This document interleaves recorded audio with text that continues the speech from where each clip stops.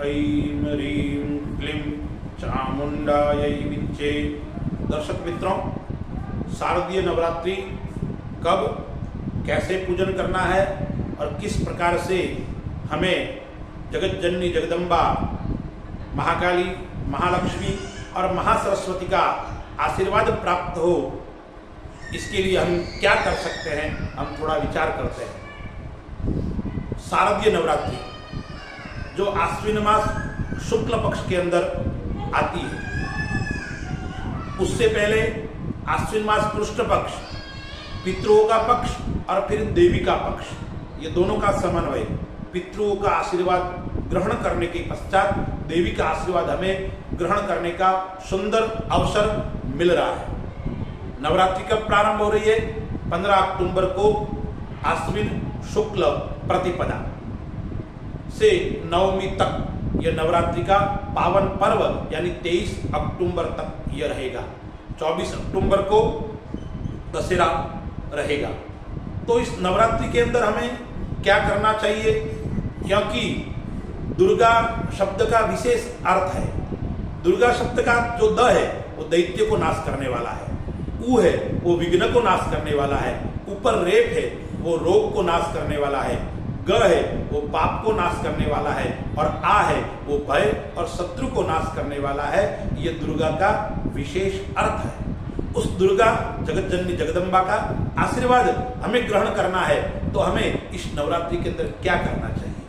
बंधुओं, 15 अक्टूबर को नवरात्रि प्रारंभ हो रही है, रविवार का दिन है और नवरात्रि जब रविवार से प्रारंभ होती है तो उस समय देवी भागवत में बताया गया है कि भगवती हाथी के वाहन पर बैठकर आती है और जब भगवती हाथी के वाहन पर बैठकर आएगी तो आप देखिए जीवन के अंदर धन की वृद्धि होगी, धान्य की वृद्धि होगी। हाथी के वाहन पर जब जगदम्बा बैठकर आती है वो शुभ और श्रेष्ठ माना गया है। तो नवरात्रि का पावन पर्व मुहूर्त क्या है, तो हम विचार करते हैं मुहूर्त के ऊपर।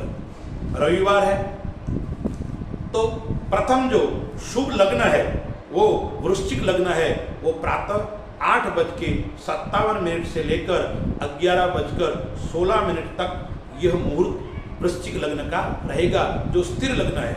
और भगवती का स्थिर लग्न के अंदर आप पूजन करोगे तो आपको विशेष फल की प्राप्ति होगी। फिर लाभ का और अमृत का चौगड़िया जो सुबह 9:14 से लेकर 12:06 तक रहेगा, यह भी पूजन का, स्थापना का विशेष अच्छा और श्रेष्ठ मुहूर्त है। फिर अभिजित मुहूर्त जिसको हम विजय मुहूर्त बोलते हैं, वो 11:43 से लेके 12:29 तक अभिजित मुहूर्त है। उसके अंदर भी आप घट स्थापना कीजिए, भगवती की स्थापना कीजिए, भगवती का पूजन कीजिए। सायंकाल यदि आप पूजन करते हो तो 5:52 से लेके 8:59 तक आप सायंकालिक गोधूलिक वेला में भी भगवती का पूजन, अर्चन, स्थापना कर सकते हैं। यह जो मुहूर्त बताया मैंने, यह मुहूर्त प्रतिपदा तिथि यानी नवरात्रि के स्थापना के मुहूर्त है। उस मुहूर्त के अंदर आप स्थापना कीजिए, आपके ऊपर जगत जननी जगदम्बा का आशीर्वाद सदैव बना रहेगा। तो ये तो मैंने मुहूर्त की आपको महत्वता बताई। अब किस प्रकार से पूजन करना है, किस प्रकार से भगवती की स्थापना करनी है, तो जिस स्थान पर हम पूजन करते हैं वो स्थान साफ सुथरा होना चाहिए, अच्छा होना चाहिए। वहाँ गंगा जल से, गोमूत्र से वहाँ छिड़काव करके उस स्थान को आप पवित्र बना दीजिए। जहाँ भगवती की स्थापना कर रहे हैं, जिस स्थान पर आप स्थापना कर रहे हैं, वहाँ सुंदर लाल आसन बिछाकर भगवती की स्थापना कीजिए। कहीं कहीं पर त्रिशूल के ऊपर भी, दीवार के ऊपर स्थापना करते हैं, तो आप सुंदर उस स्थान को साफ बनाकर वहाँ पे त्रिशूल बनाकर स्थापना, आप सिंदूर का या आजकल बाजार से माली पन्ना भी आता है, उसका भी बना हुआ त्रिशूल आता है, सिंदूर लगाकर उसकी आप स्थापना कर सकते हैं। तेल का दीपक, घी का दीपक आप लगाइए, अखंड लगा सकते हैं। तो अन्यथा जब तक आप पूजा करते हो रोज प्रतिदिन, तब तक घी का और तेल का दीपक लगाकर भी माता जी की पूजा अर्चना आप कर सकते हैं। सर्वप्रथम भगवती कुल देवी का पूजन से पूर्व आपको प्रथम पूज्य भगवान गणपति महाराज का पूजन करना है। गणपति महाराज की आपके पास में मूर्ति हो तो अति उत्तम है। उस मूर्ति के ऊपर आप गजानन जी महाराज को शुद्ध जल से, पंचामृत से, दुग्ध धारा से आप पूजन कीजिए। प्रसाद, पुष्प, फल आदि जगदम्बा को एवं गजानन जी महाराज को अर्पण कीजिए। उसी प्रकार से आपको कुल देवी का भी पूजन करना है। जगदम्बा की मूर्ति हो, तांबा की हो, पित्तल की हो, अष्ट धातु की हो, स्वर्ण की हो, चांदी की हो, तो उसके ऊपर भी आप पंचामृत से अभिषेक कीजिए, दूध धारा से अभिषेक कीजिए, दूध के अंदर केसर डाल के भगवती का आप अभिषेक कीजिए। फिर शुद्ध वस्त्र से पहुंचकर भगवती का कुमकुम, रक्त चंदन हो तो विशेष रक्त चंदन से, कनेर का पुष्प, गुलाब की पुष्पमाला, प्रसाद, और प्रसाद के अंदर भी लाल कलर का प्रसाद हो तो बहुत श्रेष्ठ है, लाल फल हो तो भी श्रेष्ठ है। उससे भगवती का पूजन, अर्चन, वंदन कीजिए और उसके बाद में कलश की स्थापना कीजिए। कलश स्थापना के समय आपको सर्वौषधि आदि उसके अंदर डालनी है। फुगी फल, सर्वौषधि, गुलाब का पुष्प, शुद्ध जल आदि कलश के अंदर प्रवेश करके कलश का स्थापना और पूजन कीजिए। फिर जौ और गेहूं उसका भी आपको एक अच्छे मिट्टी के पात्र के अंदर उसको आपको बोना है, उसके अंदर जल आदि डालना है। अच्छी बेकलू रेत लाकर उसकी आपको पूजन करके हुए स्थापना करनी है।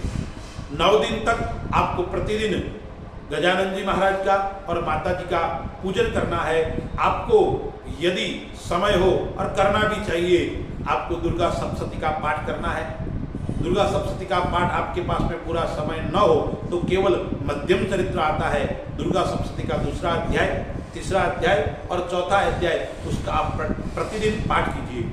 समय हो तो श्री सूक्त का 1 पाठ कीजिए और आपके पास में समय हो तो 9 दिन तक प्रतिदिन श्री सूक्त के 16 पाठ कीजिए। या आपके पास में समय इससे भी कम हो तो ओम ऐं ह्रीं क्लीं चामुंडायै विच्चे उस नवारण मंत्र का आप प्रतिदिन 1 माला कीजिए। आपको विशेष भगवती की कृपा प्राप्त होगी।